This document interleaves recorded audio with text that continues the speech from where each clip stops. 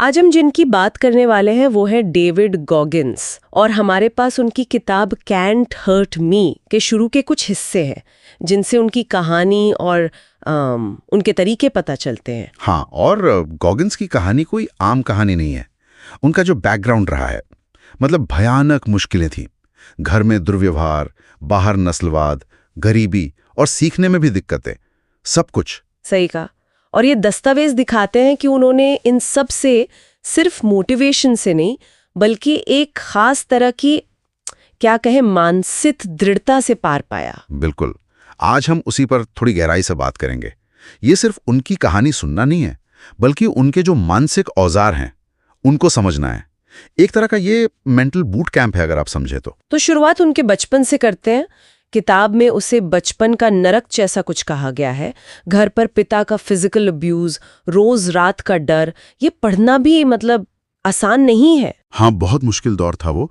और ये सिर्फ घर की बात नहीं थी, स्कूल में भी नस्लवाद का सामना करना पड़ा। परिवार बहुत गरीब था और जैसे हमने कहा उन्हें पढ़ने लिखने सीखने में भी बहुत दिक्कतें आती थी।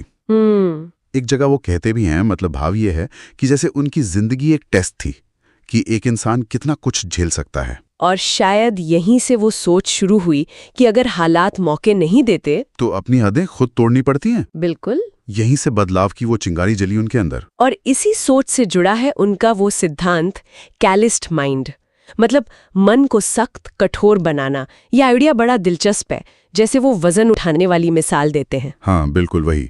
जैसे जिम में वजन उठाने से या मेहनत करने से हाथों पर वो सख्त चमड़ी कैलस बन जाते हैं ना। हाँ। उनका मानना है कि वैसे ही जब आप जानबूझकर दर्द और मुश्किलों का सामना करते हैं बार बार, तो आपका मन भी मजबूत बनता है, उसकी सहने की ताकत बढ़ती है। अच्छा। असली तरक्की आराम में नहीं मिलती, वो चुनौतियों को झेलने से ही आती है। और ये सिर्फ शारीरिक नहीं, ये है मानसिक कैलस बनाना, मतलब जानबूझकर छोटे छोटे मुश्किलों को चुनना ताकि मन की वो आराम खोजने वाली आदत बदले।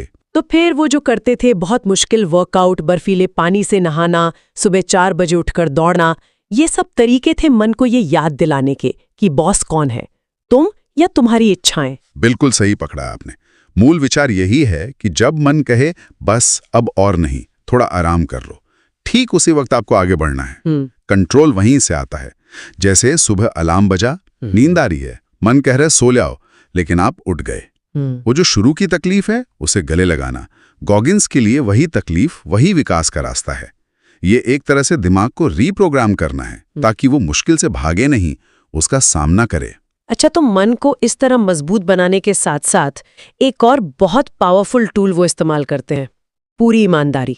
यहीं पर वो अकाउंटेबिलिटी मिरर वाला आइडिया आता है। ये क्या है असल में?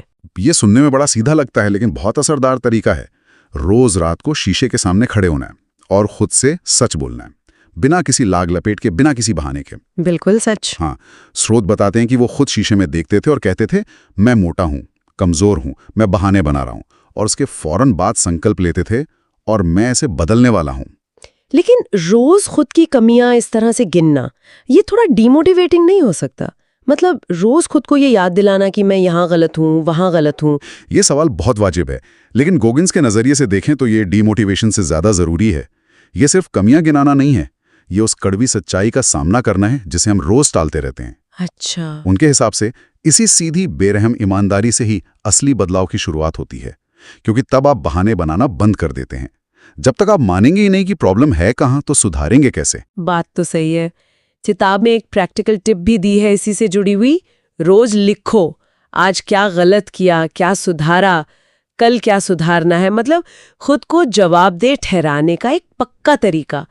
तो इन शुरुआती अध्यायों से जो मुख्य सीख निकल कर आ रही है वो ये है कि दर्द या मुश्किलों से भागना नहीं है, उन्हें एक टीचर की तरह देखना है। हाँ, और शायद सबसे जरूरी, खुद से झूठ बोलना बंद करना है। बिल्कुल। और अपने मन को रोज थोड़ा थोड़ा और मजबूत बनाना है, जैसे हम अपनी बॉडी को बनाते हैं। सही कहा। और ये सिद्धांत सिर्फ गॉगिन्स जैसे एक्सट्रीम हालात के लिए नहीं है। कोई भी इंसान इन्हें अपनी किसी बुरी आदत को छोड़ने के लिए, या किसी मुश्किल चुनौती का सामना करने के लिए, या बस रोजमर्रा की अपनी सीमाओं को थोड़ा सा आगे बढ़ाने के लिए इस्तेमाल कर सकता है। ये खुद पर कंट्रोल पाने और मानसिक रूप से फौलादी बनने का एक फ्रेमवर्क है। तो आज की इस बातचीत की जो मुख्य बिंदु रहे वो है कड़वी सच्चाइयों का सामना करना, मन को मुश्किलों का आदी बनाना, जिसे गोगन्स कैलसिंग द माइंड कहते हैं, और पूरी ईमानदारी से खुद का आकलन करना, वो अकाउंटेबिलिटी मिरर वाली तकनीक। और ये सारी बातें उस इंसान से आ रही हैं जिसने वाकई जमीन से उठकर खुद को बनाया है, तपाया है। बिल्कुल। तो इसी नोट पर हम अपने सुनने वालों के लिए एक सवाल छोड़ जाते हैं।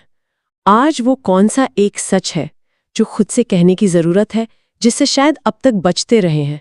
या फिर वो कौन सी एक छोटी सी असुविधा है जिसका रोज सामना करके अपनी मानसिक मजबूती को थोड़ा और बढ़ाया जा सकता है?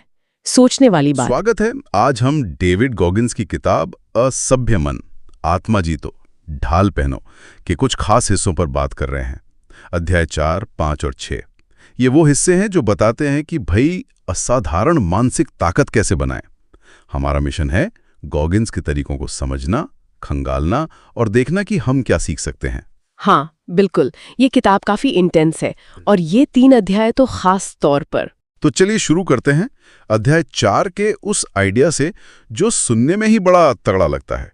टेकिंग सोल्स, मतलब आत्मा ले लेना या हौसला तोड़ देना।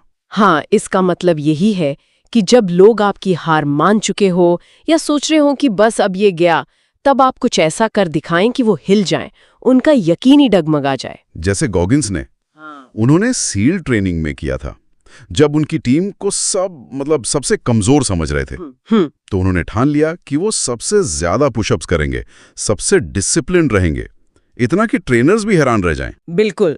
और यहाँ पॉइंट सिर्फ फिजिकल नहीं था, ये एक तरह से मनोवैज्ञानिक बढ़त बनाने की बात थी। ये दिखाना कि सिर्फ टैलेंट ही सब कुछ नहीं होता। अगर इरादा पक्का हो तो आप किसी का भी हौसला तोड़ सकते हैं, मानसिक रूप से। सही कहा। ये उस सोच को चुनौती देता है कि बस क्षमता की काफी है, दृढ़ता भी चाहिए। एग्जैक्टली, दृढ़ता, वो भी अटूट। अच्छा, पर इसमें एक सवाल उठता है, क्या ये दूसरों को नीचा दिखाने जैसा नहीं, या ये बस खुद को पुश करने का एक तरीका है? अच्छा सवाल है। देखिए, गॉगिन्स के नजरिए से अगर देखें तो जोर शायद खुद पर है। ये अपनी आंतरिक सीमाओं को तोड़ने के बारे में ज्यादा है। जब दुनिया कहती है तुम नहीं कर सकते, तो ये उसको गलत साबित करने का एक शक्तिशाली तरीका बन जाता है। तो फोकस बाहरी कंपटीशन से ज्यादा अंदरूनी लड़ाई पर शिफ्ट हो जाता है। समझ गया। चलिए अब अध्याय 5 पर आते हैं। आर्मर्ड माइंड, बख्तरबंद दिमाग। हाँ, गॉगिन्स कहते हैं कि दिमाग को कवच पहना दो, मजबूत बना लो, ताकि जिंदगी की मुश्किलें, आलोचनाएं, वो सब असर ना करें। और तरीका क्या बताते हैं? रोज खुद को मुश्किल में डालो। हाँ, जानबूझकर। कंफर्ट जोन से बाहर निकलो। हाँ, वो कहते हैं कि आराम हमें कमजोर बनाता है। दिमाग की तुलना एक सैनिक से की है उन्होंने, कि अगर रोज ट्रेनिंग नहीं होगी तो जंग में टिक नहीं पाएगा। हाँ, अनुशासनी ट्रेनिंग है। सही। और एक खास बात वो कहते हैं, जब लगे कि बस अब नहीं हो रहा, हाँ, वो 5 मिनट वाला रोल। हाँ, ठीक उसी वक्त 5 मिनट और टिक जाओ। कहते हैं असली ग्रोथ वहीं से शुरू होती है। ये बात बहुत अहम है। ये मोटिवेशन या मूड पर डिपेंड रहने के बिल्कुल खिलाफ है। हाँ, ये लगातार अनुशासन पर जोर देता है, रोज मुश्किलों का सामना करना। इसी से वो मानसिक कवच मजबूत होता है। एक तरह से आप बाहरी नेगेटिविटी के प्रति असंवेदनशील हो जाते हैं, ताकि फोकस लक्ष्य पर बना रहे। पर क्या ये हर वक्त असहजता की तलाश करना प्रैक्टिकल है? रोजमर्रा की जिंदगी में इसे कैसे बैलेंस करें, कहीं ये बर्नआउट ना कर दे? ये बहुत वैलिड पॉइंट है। गोगिन्स का तरीका शायद चरम स्थितियों के लिए है। आम जिंदगी में इसका मतलब शायद ये हो सकता है कि रोज बस थोड़ा सा अपने कंफर्ट जोन से बाहर निकलें। जैसे कोई मुश्किल बातचीत करना या कोई नई चीज सीखना। जरूरी नहीं कि हमेशा चरम पर ही रहें। धीरे धीरे सहन शक्ति बढ़ाना, ताकि जब असल मुश्किल आए तो आप तैयार हों। संतुलन तो चाहिए ही। हाँ, संतुलन जरूरी है। अच्छा, और फिर आता है अध्याय 6 का वो अनोखा तरीका, कुकी जार। कुकी जार, हाँ, ये मुझे बहुत पसंद आया। जैसे कोई बच्चा उदास हो तो कुकी जार से कुकी निकालकर खुश हो जाता है। वैसे ही गोगिन्स कहते हैं कि जब वो बिल्कुल टूटने वाले होते थे तो अपने मानसिक कुकी जार में झांकते थे, अपनी पिछली जीतों को याद करते थे। हाँ, वो याद करते थे कैसे उन्होंने करीब 136 किलो वजन कम करके नेवी सील बने, जो लगभग नामुमकिन था। बिल्कुल। या कैसे पैरों में फ्रैक्चर के बावजूद वो 100 मील की रेस दौड़े, दर्द सहते हुए। तो सुझाव ये है कि हम सब अपनी मुश्किल जीतों की एक लिस्ट बनाएं, चाहे दिमाग में रखें या लिख लें। हाँ, कि कब हमने नामुमकिन को मुमकिन किया कब हार के बाद जीते, और जब भी हिम्मत जवाब दे, इस जार से एक कुकी निकालें।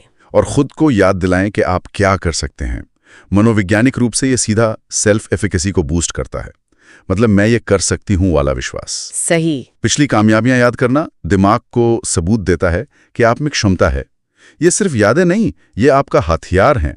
ये आपको याद दिलाता है कि पहले भी मुश्किल जीती है तो अब भी जीत सकते हैं। तो कुल मिलाकर इन अध्यायों का निचोड़ यही है कि दर्द को ईंधन बनाओ, अतीत की जीतों को भविष्य के लिए ताकत बनाओ, दिमाग को बख्तरबंद करो अनुशासन से, और रुको मत। गॉगिन्स के लिए ये असभ्य या फौलादी बनना कोई मंजिल नहीं है, ये जिंदगी भर का सफर है, एक प्रोसेस है। बिल्कुल। ये तरीके यकीनन मानसिक मजबूती के लिए बहुत पावरफुल हैं, इसमें कोई शक नहीं। पर यहाँ एक सोचने वाली बात भी उठती है, मुझे लगता है। क्या? कि क्या इस तरह की लगातार कठोर असभ्य मानसिकता की कोई छुपी हुई कीमत भी हो सकती है? क्या ये हमें जिंदगी के दूसरे जरूरी पहलुओं से दूर कर सकती है, जैसे सहानुभूति, भावनात्मक जुड़ाव? ये अपनी कमजोरियों को स्वीकार करना। हाँ बिल्कुल, खासकर उन दिनों में जब हम किसी चरम चुनौती का सामना नहीं कर रहे होते, तब इस इंटेंसिटी को, इस तीव्रता को सामान्य जीवन की नरमी के साथ कैसे बैलेंस किया जाए? ये सवाल जरूर सोचने लायक है।